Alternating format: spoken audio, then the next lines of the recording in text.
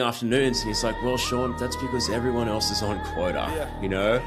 And he even said to me then, he said, Sean, sales is a good job because when everything's going well, people leave you alone. But if when the doubt gets loud, but answer that call. Vision ain't real till you grind at speed, so breathing deep. Then call the damn leads. Call the damn leads. Hey, welcome back to Call the Damn Leads, the show by sales professionals for sales professionals. I'm your host, Drewbie Wilson. With more than 2 decades in sales, I've seen it, been through it, heard about it. Now I'm bringing those stories to you, my favorite people in the world, the sales community. So let's be honest, it's the greatest job on earth. It doesn't matter where you come from, what background, what personality type, you can make an amazing life in sales.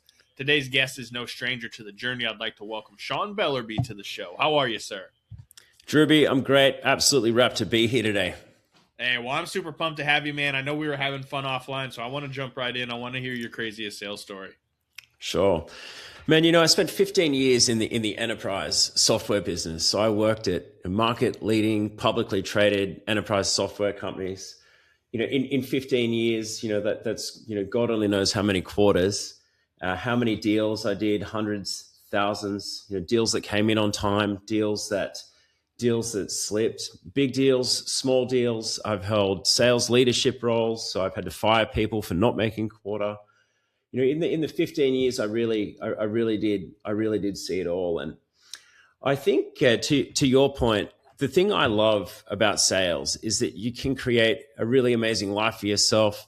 You can get out there, make 6-7 figures, and just be living a dream life. And what I always loved about being in sales was that as long as your numbers were good, everyone left you alone. And I think I learned this, very early on in my career when I was struggling to make quota, and I got pulled into the sales director's office, and he was giving me a hard time, and I'm like, man, but like everyone else is not working afternoons, and he's like, well, Sean, that's because everyone else is on quota, and so I quickly learned. He goes, and he even said to me then, he said, Sean, sales is a good job because when everything's going well, people leave you alone. But if things aren't going well, you just got to dig in and do your number and do it on time. And that's always been the job. Just do your number and do it on time. And everyone will leave you alone, especially in the enterprise software business.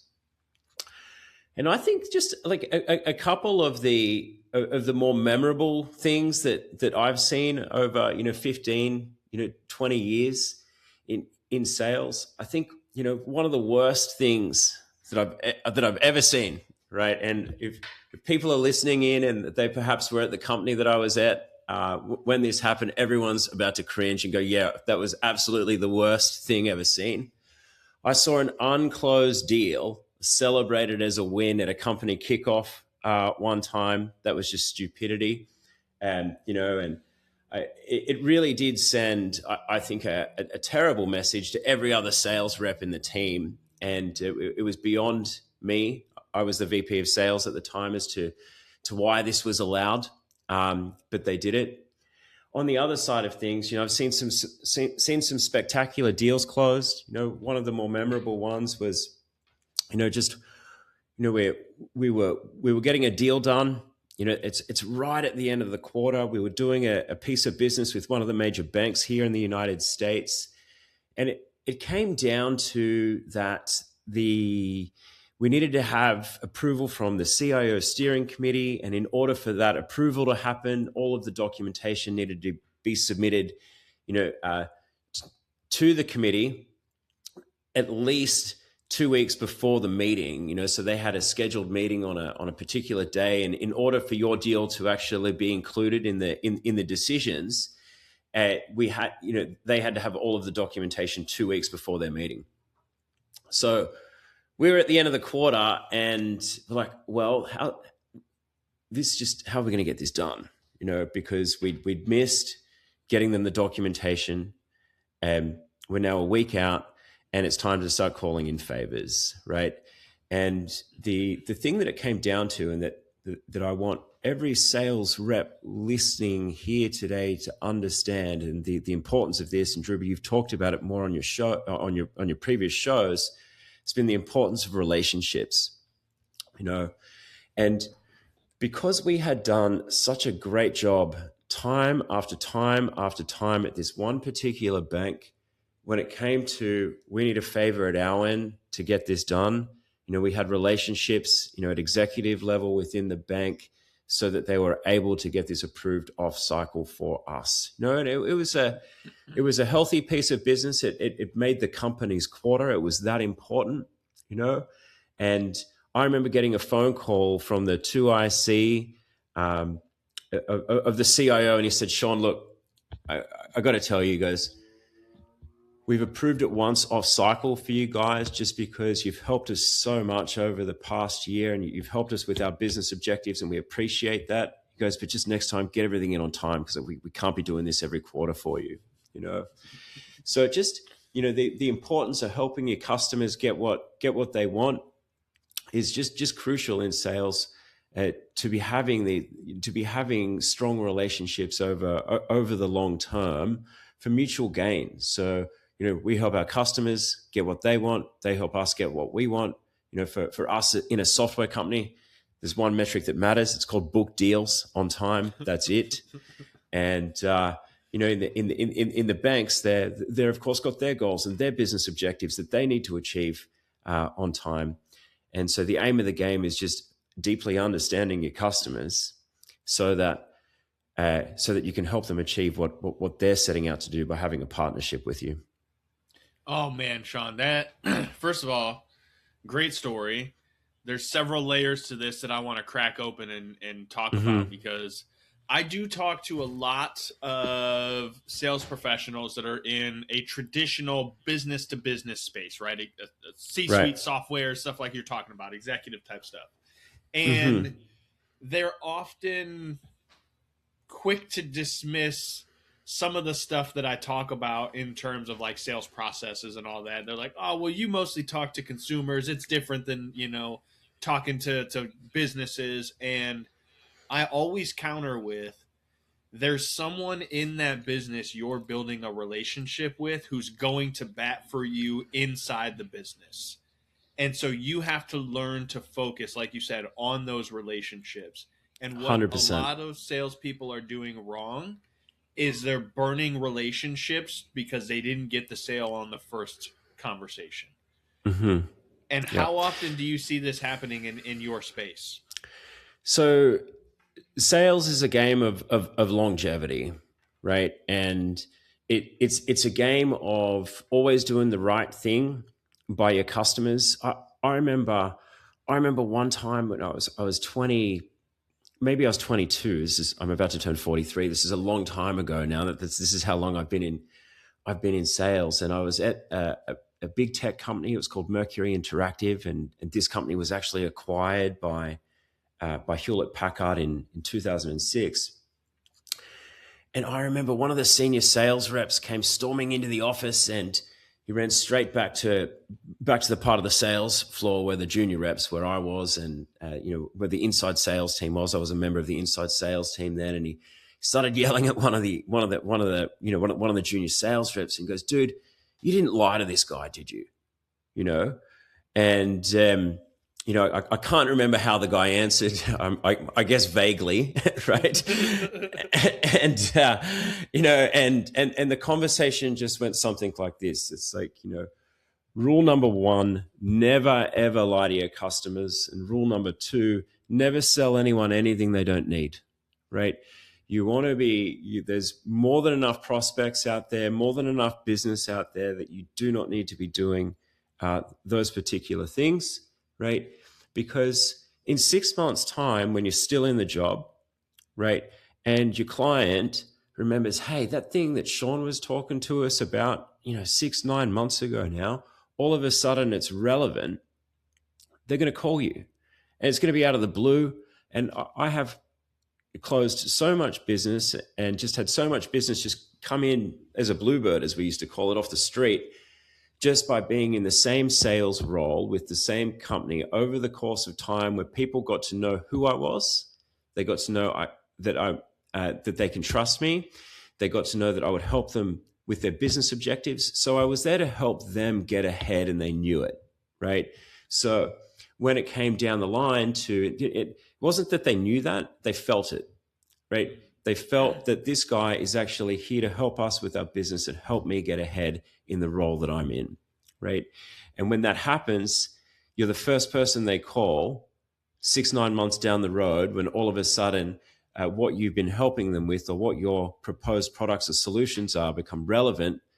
You're the first person they pick up the phone and call. Now, if you've done the wrong thing, lied, sold someone something they didn't need, or did something just for the transaction, you'll never hear from them again, ever. So true. And it's not that difficult to just be a good person.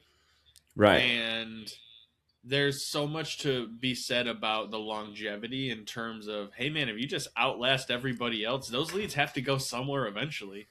And some Absolutely. days you just walk in and you're sitting there and all of a sudden the phone rings and you pick it up and they're like, hey, I'm looking for whatever. And you're like, no, no longer with the company. How can I help? And they're like, well, turns out I need a gigantic order. And you're like, right.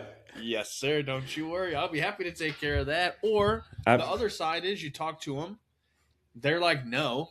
And you're just like, okay, cool. I'll be back. Don't worry. And then you look up one day and, as you said, they're standing on their doorstep with a credit card out like, all right, man, it's time. Let's do this. And then you always think about, like, man, where did that deal come from? And you don't remember the fact that you've been just putting in the work. Work. Yeah. People, and your customers will talk to each other. The banks here in the US, they all go to conferences together. They all talk to each other. They're all saying, Sean over at this company helped us, with these business objectives, with these business outcomes that we were really looking to achieve, right? And boom, there's your reference cell right there, just by doing the right thing and looking after your customers and deeply understanding, what's important to them and what their needs are. I love that. All right, I want to shift gears a little bit because I think there's a lot of sales professionals out there right now who are selling a product or a service that is just not getting them where they want in life, whether it doesn't align with them personally or the commission model just isn't there because of the volume required to make a real living. And so if someone's out there and they're going through kind of that season in their life, do you think stepping into B2B sales is an opportunity? And if so, what steps could they take to do so? Absolutely. So I think that the key thing to remember here as sales people, right? If you're good at selling, you're going to be able to sell a couple of different things, right? So the first thing that I would encourage anyone in a sales role, right? At minimum, you need to be setting out to earn, $500,000 a year, right? So if you're not in a role where you can easily see how this comes together, right? Now, it may not happen in the first year you're in the role, right? In the first year, and this is super important to know for entry-level salespeople or salespeople that have changed jobs, right? That in the first 6 months, right, it's the heaviest lift, right? Because you're in a new organization, you're learning a new product, the customers don't know you, so you don't have any of that credibility that we just discussed, working its magic for you through the territory, right? You don't have the banks talking about you at conferences yet because you've only been there 6 months, right? So in the first 6 months, it's the heaviest lift, right? And in your first year of service anywhere, your aim should be to overachieve quota, right? That's what you're looking to do, right? Overachieve quota, do your OTE, and do it on time, right? Your second and third years of service, you're going to be getting to a point where you should be overachieving, right?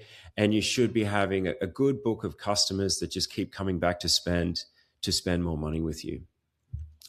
Now, if you're in a couple of problems, of course, that we all face as salespeople, if you're in a place where it's clear to you that, making $500,000 a year is just not going to come together, now I would recommend evaluating that before you take a job, right? Like, so you want to make sure that before I take this job, is it in a company that's performing well?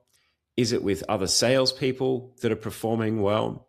How long have these salespeople been with the business? Because what you don't want to do is join a company that just treats salespeople like pawns that can just be laid off at any time, which is a bit of a problem in the tech industry at the moment. But you want to really evaluate where you're going, right? And if you're not in a place, like if you've been in a spot for, if you've been in a spot for 18 months, 2 years, coming into 3 years, and you're not making 500, 750 plus a year, then absolutely start looking at where you can do that, right? And I know for sure that those types of years are very possible still in the enterprise software business. And I encourage people, that are listening today, if they're really serious about a career in sales that is not only a lot of fun, but it's hugely profitable, and you get to help customers solve some very complex problems. Enterprise software is absolutely a great place to be from a business to business perspective. We can also make a lot of money. And I love the way that you broke that down, because that to me was a part of my journey I very distinctly remember. Was, I was 4 years into selling insurance, thinking, hey man, I work Monday through Friday, no weekends. Like, I kind of get time off, I got commissions, and and then I start looking, and I was like, well, I'm only making like 40 grand a year, 50 grand a year. And there's some really dumb people out there making hundreds of thousands of dollars. And no offense to any of you idiots out there that are making lots of money, like, kudos. Because I was sitting there as a guy that I consider myself relatively intelligent. Sean, I imagine you do as well. It's like, absolutely. Why am I not getting what they're getting? And I had to have that conversation with myself. It's like, because I'm not putting myself in a position to earn it. And it takes time. It is hard. And yet when you find the right offer and the thing that you get in alignment with, and you can go out there and be passionate and grind and build the relationships and get excited about it, the opportunities are endless. 100%. Right. And endless to live a great life. Like, I know with with my friends who are still employed at enterprise software companies, they're living great lives. They're very comfortable lives, right? And that's what the enterprise software companies are very good for. But none of them would ever admit this, but I don't know any of them that really work Fridays, to be honest. Like, they might do a couple of hours on Friday morning, but really at the end of the day, they're doing their number, they're doing it on time, and they're spending their time, surfing, snowboarding with their families and having fun, through the week and on their weekends. And that's what it's all about, right? Is if you do the numbers, people will leave you alone. I think that's what I heard you say earlier. And I'll never not love that ability from sales. It's like, hey, if I show up, work hard, I do my numbers, especially if I go over my numbers just a little bit. Don't go crazy, because then your numbers get way big, and that's a whole other conversation, right? You don't want to be a sandbagging son of a bitch, but like, put your numbers up, get you where you need to be, and then live your life, man. That's what this is all about. That's exactly right. And it's also the type of sales person I want to hire as a sales leader as well, right? I like to hire sales reps that know what the job is, and the job's pretty simple. Do your number and do it on time, right? And when you hire men and women that are highly skilled, they'll do that. And what they'll actually do is they'll do it with minimum fuss. They'll just get out there and do it. Why? Because they don't want you calling them, right? So, and frankly, as the VP of sales, I don't want them calling me either. I've got fun things I want to go and do. I don't want to be taking phone calls from my team all day. I want people that will do the job and leave me alone. And in return, I'll just leave them alone too, right? And everyone is happy at the end of the quarter. Everyone's getting big commission checks. And you know what? We've we've lived a really great life and enjoyed ourselves the whole way there. And that's what we're here for. And we could probably sit and nerd out and have fun doing this for hours on end. But I want to respect your time because, we both got things to do because we're sales professionals and we hit our numbers. So we get to live the life that we want to live. So how do we come find you, follow you, check out more of your content, man? I'm sure this is just the tip of the iceberg. Absolutely. So these days I help salespeople transition out of sales roles. And a lot of the time, if they're selling someone else's product, they've already got 80% of what they need to start selling their own. They're just missing a clear offer. So I help salespeople and other highly skilled professionals build a premium offer and start selling that for themselves so they can start to make 10, 20K a month, even while they're still employed, at a company, and just get a true side hustle moving. So I do that with a program called Purpose to Profit. People can find me over on Instagram. It's at Sean Bellerby, and I love to connect there. Love it, man. I will make sure we put all that in the show notes so people can find you and check it all out. I love helping people take that step too, man. It's always fun when you can see someone's eyes light up like, oh, this is what I can do for the world. So keep doing that, man. It's so fun. And you guys go check out his stuff. I'm sure I already know there's a lot of good stuff because I was creeping his profile before this, but make sure you guys go follow him. Thanks, Drewbie. Of course, man. If you enjoyed the show, share it on social media, tag me, tag Sean, let the world know you got some value out of this. Maybe you know somebody who sucks as a sales leader and they need to hear some of the stuff that Sean shared. Go send them the episode. You don't have to tell them they suck. Just send them the episode. You can actually get them to give me a call, and I'll see if I can turn them into a great sales leader. There you go. Give them a call. Listen, you guys, share the episode. If you have a story I want you to be on, head over to callthedamnleads.com/podcast. Send us your details. Let's get you booked in. Let's share your crazy story. While you're there, grab a hat, sweatshirt, keychain, maybe a book or two. Support the show. We'll see you guys next time. Pick up the phone. Call the damn leads. When the doubt gets loud, but answer that call. Vision ain't real till you grind that speed, so breathing deep. Then call the damn leads. Call the damn leads.